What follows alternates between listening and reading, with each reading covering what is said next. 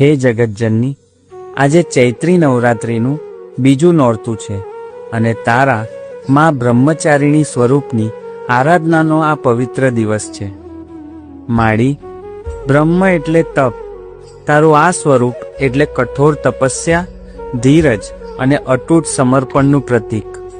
હે માત ભવાની, આજે આ તારો બાળક તારા ચરણોમાં બસ એ જ સંયમ અને સ્થિરતા માંગવા આવ્યો છે.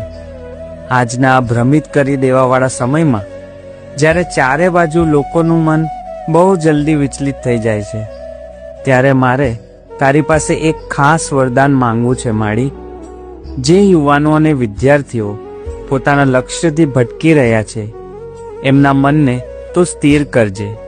એમને સાચું જ્ઞાન અને સાચી દિશા બતાવજે. એમની મહેનત અને વિદ્યારૂપી તપસ્યા ક્યારે અધૂરી ન રહે એવું બળ એમને આપજે. અને હે માવતર, અમે સામાન્ય માણસો કદાચ જંગલમાં જઈને મોટા મોટા તપ તો નથી કરી શકતા, પણ આ સંસારમાં રહીને કોઈનું પણ ખરાબ કર્યા વિના અમારું સાચું કર્મ કરતા રહીએ, બસ એ જ અમારી તપસ્યા છે.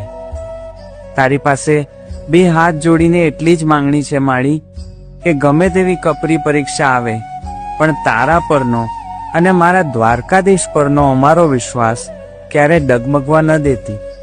અમારા હૃદયમાં તમારા નામની અને સાચી ભક્તિની આ જપમાળા કાયમ ફરતી રહે એવા આશીર્વાદ આપજે. જય મા બ્રહ્મચારિણી, જય દ્વારકાધીશ.